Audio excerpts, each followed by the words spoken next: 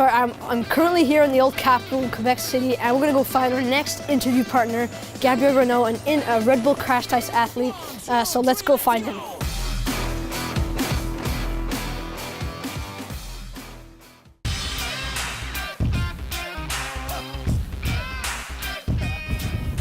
Hey man. Hey Alex. I got some questions to ask you. Do you want to sit down and talk? Yeah, sure. Let's do it.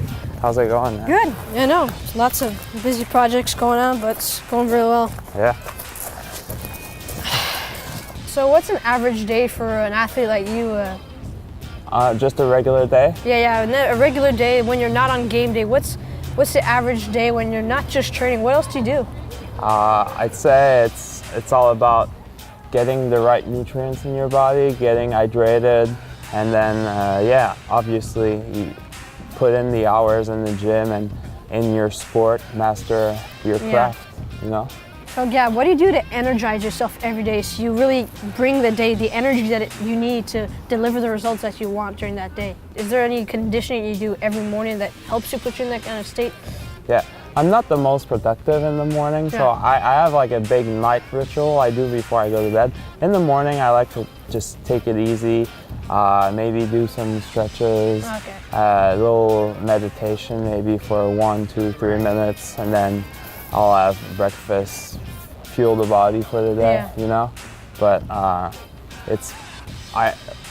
like doing my rituals more at night. It's all like self-therapy, like taking care of, you know, my sport is, there's a lot of injuries that come with it, so a foam roller, I have like it's like a massage tool where I massage my back. I have like a hand tool for muscle massaging, and then I like stretching a lot. It helps me a lot with my flexibility, and so all that kind of stuff, self-therapy.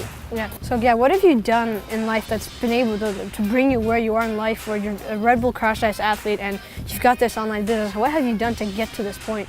So I first saw Red Bull Crash Ice actually on this hill right where we are sitting about 10 years ago when I was a kid. And I was a hockey player and I always was a good skater. So I kind of fell in love with this sport and I was like, wow, I want to try this. And then when I stopped hockey, I had the chance of trying out, and I did well. I won my first qualifier, and then I got into the sport. And basically the sport is just going downhill on skates, 4 at a time, and the top 2 of each heats of 4 move on to the next heat. And it's like basically like ski cross where you're going down 4 at a time, and there's jumps, obstacles, feature like rollers, bank turns, and the track is about 300 to 600 meters. Yeah, there's a lot of this language we're currently using might be foreign to a lot of people, but what kind of results or success have you had, not only in Red Bull Crash Ice, but in your life? Like, what has your been life about up until this point? I'm really focused when I have objectives, goals to achieve them, and my life has been, when I was a teenager like you, I wanted to play college hockey.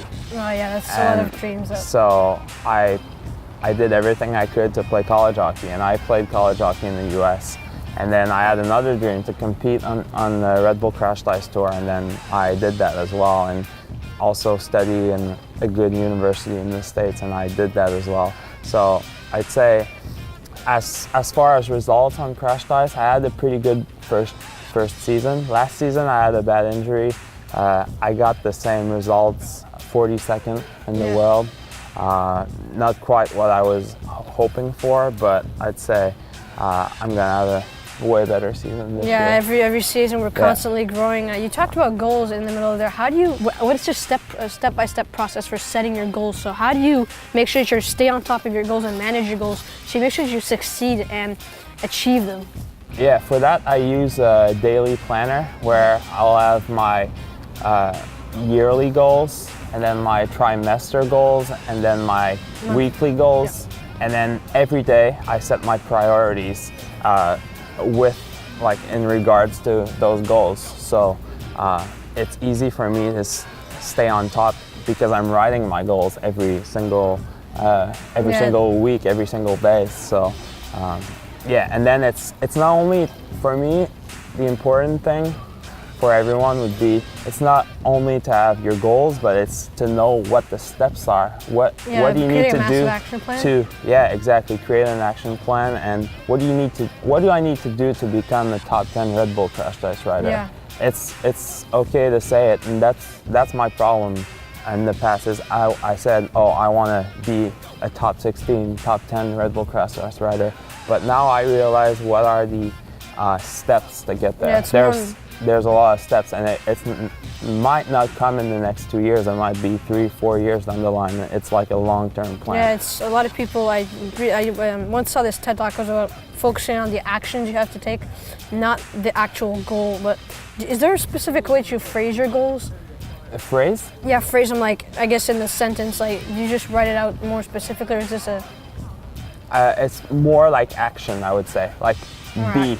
I usually start my goals with, like, that's what I want to become, like, or with a action verb at, like, improve at something, or So, Gab, what do you do to energize yourself? Because teenagers, they need energy to get through the day and to go to their classes and be attentive. So, what do you do to energize yourself every single day? Well, I say there's 5 things that you can bring energy. There's obviously sleep. I think sleep is a big part, and we all know that getting 8 hours of sleep is critical. Then nutrition, so eating properly. I'm not gonna get into that. And then there's hydration, so hydrating the body. Is extremely important. Well, and then there's moving, so exercising. I think that's a big thing. And then there's all the other elements that could bring energy that help me, like self-massaging, like listening to music, like anything, like going out for a walk or getting some sun, you know. So I was thinking, in Red Bull Crash Ice, and when you're an athlete, what do you do to remotivate yourself? Because as you know, you have these struggles, you hit a point where you go down. What did you do to remotivate yourself and get back to that point where you were unstoppable with your own motivation and your love and your desire to succeed? I'd say, there have been points where I've been less motivated, and that's usually when the struggles come. Yeah. When the struggles come, you kind of put your shoulders down, you put your head down, you're like beat on yourself, and you're like, oh, I'm bad at it, or like when I have a bad race, I'm like, oh, I should just quit that sport. Like, it's not for me, but at the same time, like, it's a process. It's gonna take time to, like, be what you want to become, and you just have to honor those struggles and honor the struggle. Exactly. To end it, the last question would be, going back to your high school years, what would you say to yourself if you had some advice to give yourself and you could go back to high school and restart the process? What kind of advice would you give to your younger self so you make sure you'd be even farther in life now? I would say commit to what you love. Commit to your passion, especially at school, because I realized that maybe I did my bachelor degree in neuroscience, and I mean, it was interesting. I like psychology and all that stuff, understanding the brain, but maybe it wasn't the right route for me, and I kind of realize it now that it's over. So really, like, find what you're passionate about and pursue it, and that's how you become successful, I think. All right, thanks for the interview. It's been an honor. And cheers to the next meeting. Yeah, it was a pleasure, Alex. Thank you.